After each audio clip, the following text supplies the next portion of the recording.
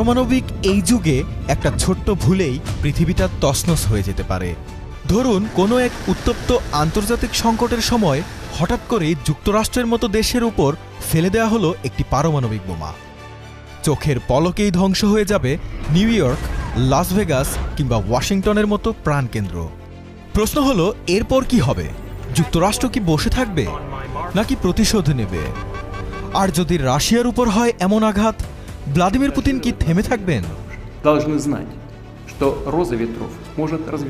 এই প্রশ্নগুলোর উত্তর লুকিয়ে আছে আধুনিক কালের সবচেয়ে বিধ্বংসী একটি যুদ্ধনীতিতে, নিউক্লিয়ার ট্রায়াড। আর এই ট্রায়াডের পেছনে আছে আরও একটি গুরুত্বপূর্ণ ধারণা, সেকেন্ড স্ট্রাইক ক্যাপাবিলিটি। কোনো দেশ যদি এমন সক্ষমতা অর্জন করে প্রথমে আঘাত পেলেও তারা দ্বিতীয়বার এমন জবাব দিতে পারবে যে শত্রু দেশ পুরোপুরি ধ্বংস হয়ে যাবে, তখন সেটাকে সেকেন্ড স্ট্রাইক ক্যাপাবিলিটি হিসেবে ধরা হয়।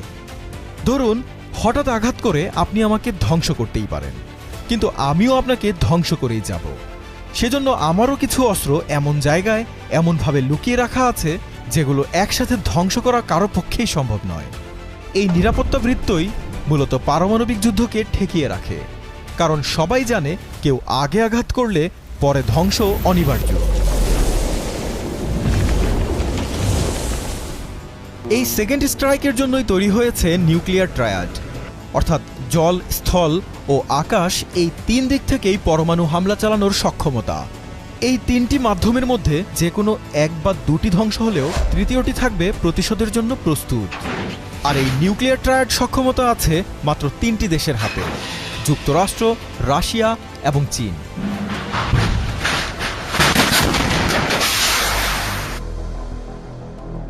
প্রথমেই আসি যুক্তরাষ্ট্রের কথায়। 1945 সালে বিশ্বের প্রথম পরমাণু বোমার জন্ম হয় তাদের হাত ধরে। বর্তমানে তাদের কাছে 5277টি নিউক্লিয়ার ওয়ারহেড আছে। এর মধ্যে প্রায় 1700টি আছে মোতায়েন অবস্থায়। ভূমি থেকে ছোড়ার জন্য আছে 4 শতাধিক মিনিটম্যান 3 ব্যালিস্টিক মিসাইল। এগুলো 13,000 কিলোমিটার দূরের লক্ষ্যে আঘাত হানতে সক্ষম।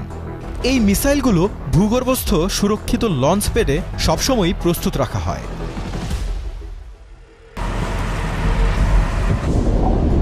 সমুদ্রের গভীর থেকে হামলা চালানোর জন্য যুক্তরাষ্ট্রের আছে 18টি ওয়াহাইও ক্লাস সাবমেরিন। প্রতিটি সাবমেরিনে 20টি ট্রাইডেন্ট 2 ক্ষেপণাস্ত্র মোতায়েন থাকে। মিসাইলগুলোর প্রতিটিতে একাধিক ওয়ারহেড থাকে, অর্থাৎ একবার ছুড়লেই একাধিক শহরে আঘাত হানতে পারবে।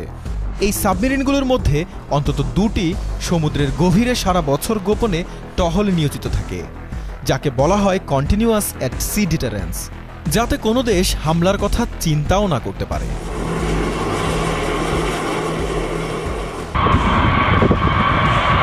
আকাশপথের জন্য রয়েছে যুক্তরাষ্ট্রের B-52 এবং B-2 স্পিরিট বোমারু বিমান। বিশেষ করে B-2 হল স্টেলথ প্রযুক্তির বাহন, যেটি শত্রুর রাডার ফাঁকি দিয়ে নির্ভুলভাবে পারমাণবিক বোমা ফেলতে সক্ষম।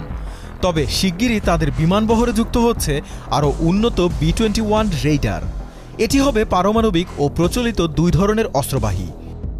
এমনকি তাদের বহরে থাকা অত্যাধুনিক F-35 জেটগুলোকেও পারমাণবিক বোমা বহনের উপযোগী করা হচ্ছে।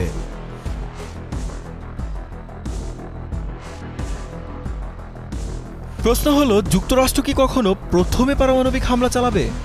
তাদের অফিসিয়াল পলিসি হলো নিউক্লিয়ার ডেটারেন্স, অর্থাৎ তারা প্রথমে আঘাত করবে না, কিন্তু কেউ যদি তাদের উপর হামলা করে বসে তাহলে প্রতিশোধে কোনো রকম ছাড় দেওয়া হবে না।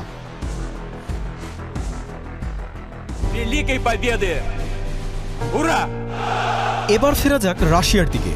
পরমাণু অস্ত্রের সংখ্যায় তারা সবার উপরে। 5880টি ওয়ারহেড আছে রুশদের হাতে। স্থলভাগ থেকে হামলা চালানোর জন্য তাদের সবচেয়ে ভয়ঙ্কর অস্ত্র RS-28 সারমেট। এটিকে পশ্চিমারা ডাকে স্যাটার্ন 2 নামে। এই মিসাইল একসাথে 15টি ওয়ারহেড বহনে সক্ষম এবং 18,000 কিলোমিটার দূরের লক্ষ্যবস্তুতে আঘাত হানতে পারে। রাশিয়ার আরও আধুনিক অস্ত্র হল অ্যাভেঙ্গার্ড হাইপারসোনিক গ্লাইড ভেহিকেল। এটি নিউক্লিয়ার ওয়ারহেড সমেত শব্দের চেয়েও 20 গুণ দ্রুত গতিতে ছুটতে পারে। এত উচ্চ গতির কারণে বিশ্বের কোনো মিসাইল ডিফেন্স সিস্টেম এটিকে আটকাতে পারে না, আর এটাই ভবিষ্যৎ যুদ্ধের সবচেয়ে বড় চ্যালেঞ্জ।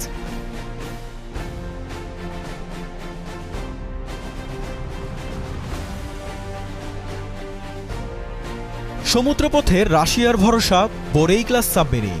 এর প্রতিটিতে আছে 16টি ভুলাভা ক্ষেপণাস্ত্র। এ ধরনের প্রতিটি আইসিবিএমে আছে একাধিক নিউক্লিয়ার ওয়ারহেড বহনের সক্ষমতা। এই সাবমেরিনগুলো সবসময় সমুদ্রে গোপন টহলে ব্যস্ত থাকে, যাতে প্রথম ধাক্কা খেয়েও প্রতিশোধ নিশ্চিত করা যায়।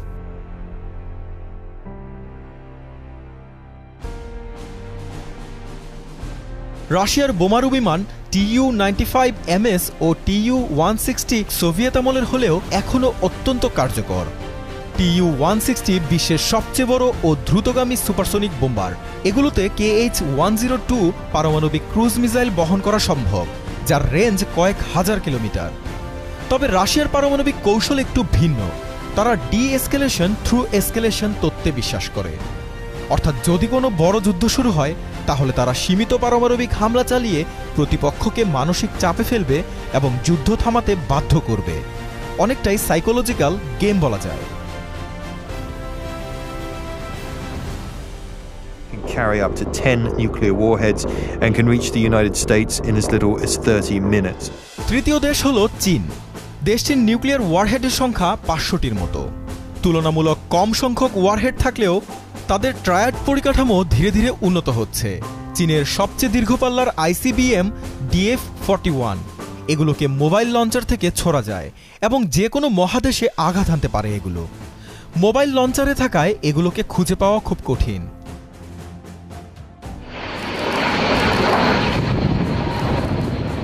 আকাশপথে তারা এখনও A-6K বোম্বার ব্যবহার করে, যেটা অনেকটাই পুরনো ডিজাইনের। তবে তারাও বসে নেই, কাজ করছে নতুন S-20 স্টেলথ বোমারু বিমান তৈরিতে, যেটি যুক্তরাষ্ট্রের B-2 বা B-21 রেডারের মতোই হবে উন্নত। চীনের নৌশক্তি গড়ে উঠেছে জিন ক্লাস সাবমেরিন এবং JL-2 মিসাইলের উপর ভিত্তি করে।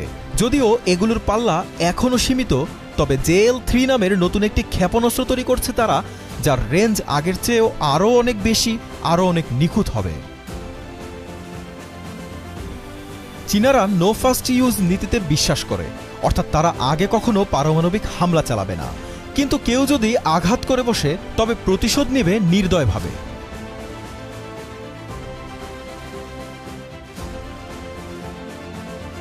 ভারত, ফ্রান্স, যুক্তরাজ্য এদেরকেও পারমাণবিক শক্তিধর বলা হয়, কিন্তু তারা এখনও পূর্ণাঙ্গ ট্রায়াড রাষ্ট্র নয়। ভারতের অ্যারিহান্ট ক্লাস সাবমেরিন ও অগ্নি-4 ICBM তাদের এই পথকে এগিয়ে নিয়ে যাচ্ছে। আকাশপথে SU-30 MKI ও রাফায়েলের মতো যুদ্ধবিমানগুলোকে পারমাণবিক বোমা বহনের সক্ষম মিসাইল দিয়ে পরীক্ষা করা হচ্ছে। যুক্তরাজ্যের 4টি ভ্যানগার্ড সাবমেরিনই তাদের ডেটারেন্সের ভরকেন্দ্র। ফ্রান্সের ট্রায়াম্ফেট সাবমেরিনের পাশে রাফায়েল বিমানগুলো SMPA ক্রুজ মিসাইল বহন করে। তবে তাদের কাছে স্থলভিত্তিক ICBM নেই বলে এরা পূর্ণাঙ্গ ট্রায়াডে পৌঁছাতে পারেনি। প্রশ্ন হলো, এই নিউক্লিয়ার ট্রায়াড কি বিশ্বকে নিরাপদ রাখছে নাকি আরও অনিরাপদ করে তুলছে? এর আবার দু ধরনের ব্যাখ্যা আছে। এক পক্ষের কাছে এটি একটি প্রতিরোধমূলক কৌশল, যাতে কেউ আগ বাড়িয়ে পারমাণবিক হামলা না করে। অপরপক্ষের মতে সম্ভাব্য কোনো ভুল বোঝাবুঝি, কারিগরি ত্রুটি কিংবা হঠাৎ কোনো উন্মাদ নেতার সিদ্ধান্ত পুরো পৃথিবীকে পরিণত করতে পারে ধ্বংসস্তূপে। জাকারিয়া হোসাইন, যমুনা নিউজ।